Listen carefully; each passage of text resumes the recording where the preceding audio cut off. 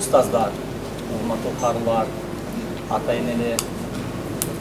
Ошол биринчиден Азырети муфтийдин жана жалпы муфтияттын жамааттын тарабынан ушундай эл аралык конкурстарда ушундай ийгилик жаратып келген биздин карыларды 3-орун менен биз чын жүрөктөн куттуктайбыз. Бул ийгиликтер дагы ушул биздин жаштар, ушул окуучуларга, башка ушул жаштарыбызга бир үлгү боло алат.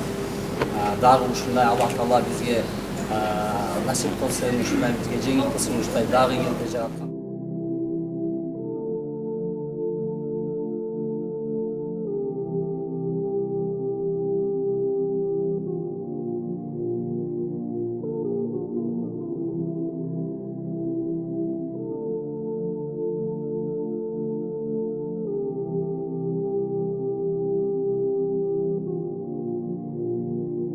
Бүгүнкү күн бул биз үчүн өтө сыймыктуу күн болуп атат. Ошончолгон өлкөлөрдүн ичинен барып, биздин эки уулубуздун 3-орун болсо да калгандыгы бул өтө чоң сыймык болуп саналат.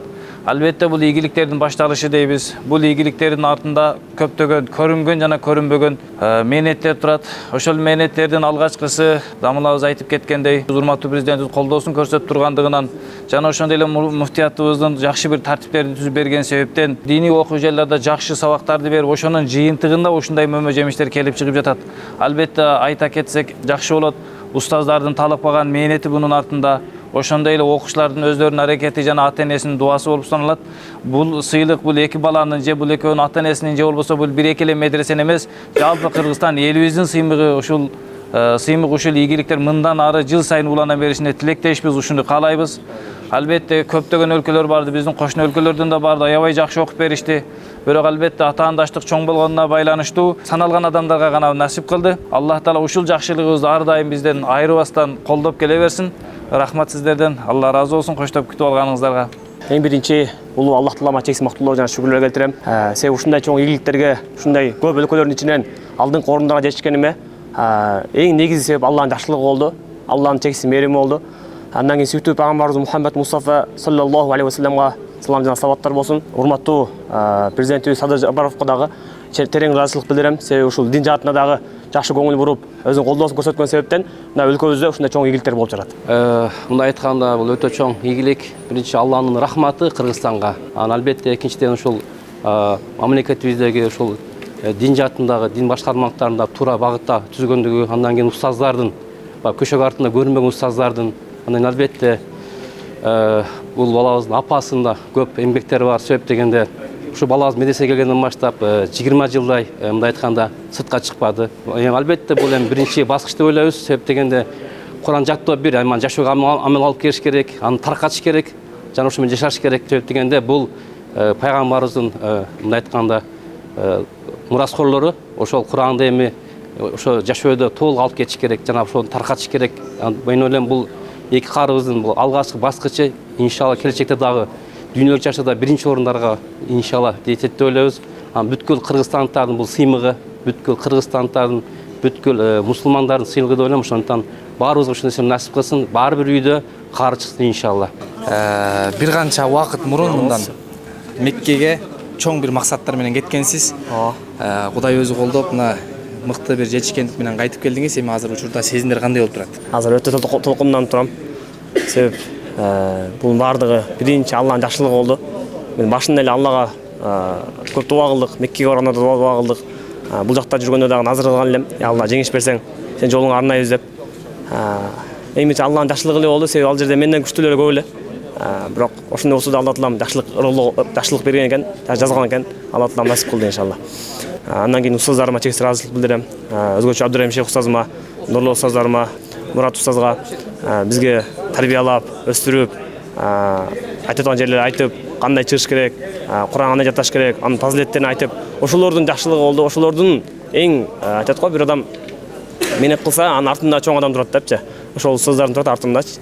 Ошолордун жакшылыгы болуп жатат да бул жердечи. Бул жерде биз эч кандай аракет эле кылган жокпуз, бирок ошол устаздар көп менеп кылды. Кичинекейибизден баштап анча туура эмес нерселер кылсак деле көз жумуп бизге кайра өз баласындай көрүп бизге менеп кылды эле. Алла Таала мына ушундай чоң ийгиликтер берип жатат бүгүн. Андан кийинкиси ата энебизге чексиз ыраазычылык билдиребиз.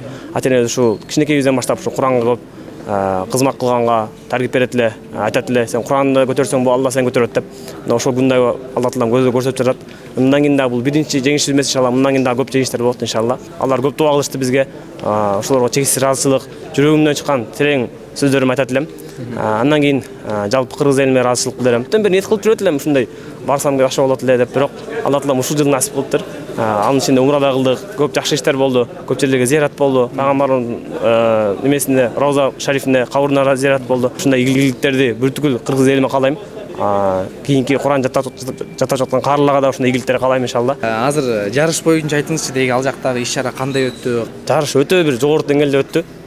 Эмне үчүн дегенде Сауд Арабиясында өтө көптөн өлкөлөр келет экен. Бул жарышта 133 өлкө катышты да. 133 өлкөнүн ичинен эми Алланын жакшылыгы болду десем болот. Ошол 3-чү орунга да болсо илештик.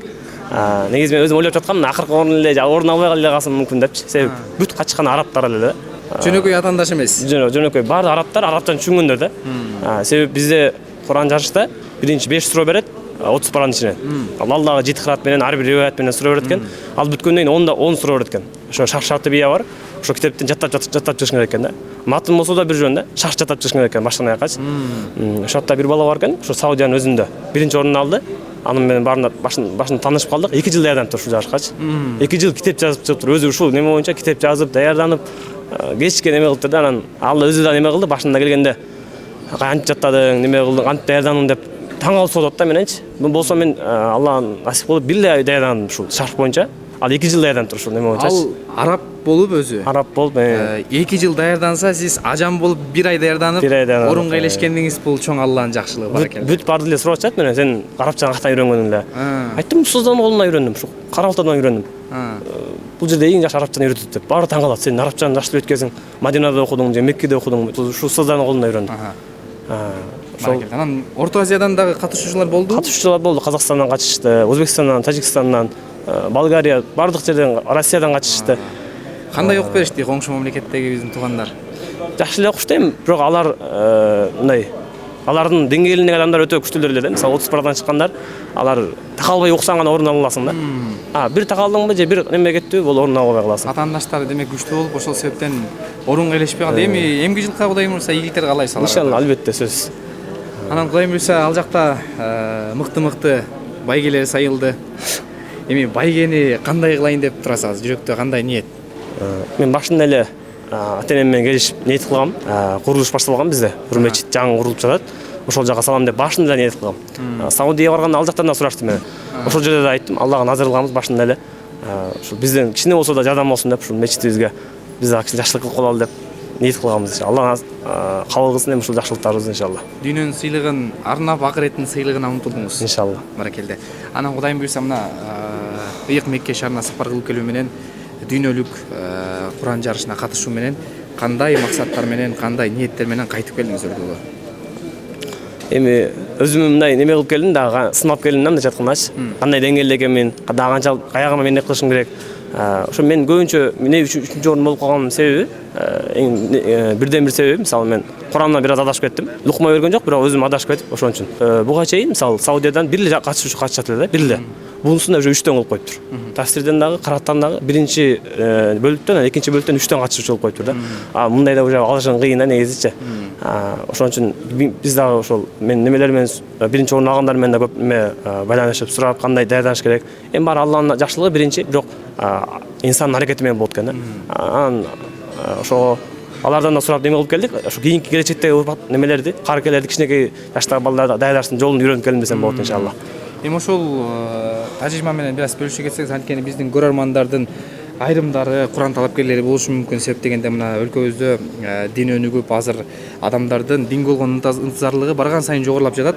Эми Куранга кызыккан, Куран сүйүүчүлөрүнө кандай кеп кеңештерди айтасыз? Кандай курбанчылыктардан улам ушундай ийгиликтин үзүрлөрүн көрсө болот ошол туурасында? Эң биринчи Куранга болгон аракетин күндөн күнгө көчүш керек экен. Мисалы, күндө 5 пара ниет кылдым. Мисалы, Куран жаттаган карызсызбы? Күндө 5 параны калтырбаш керек. Болду. Ушун до конца өмүрүңдүн айынан кармасаң, болду. Куранның бышыкпай турат ар дайымчы. Бир күн окуп, бир күн окубай калтырып жүрө берсең, анда Куран бышыкпай калат экен.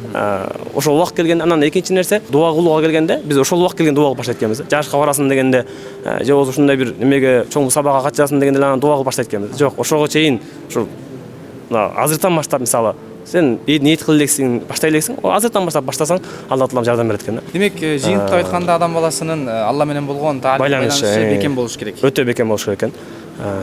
Чоң рахмат анда биздин бүгүнкү кыскача маегибизди азыр аяктап турайлы. Дагы Кудайым алдыда көп убакыт бар. Курандын сырлары менен, Курандын кереметтери менен дагы Расул Кары менен маектешип сиздерге болушунча Расул Карадагы кеңди, чачылган берметтерди чогултуп бергенге аракет кылабыз. Андыктан бизден алыстабаңыздар.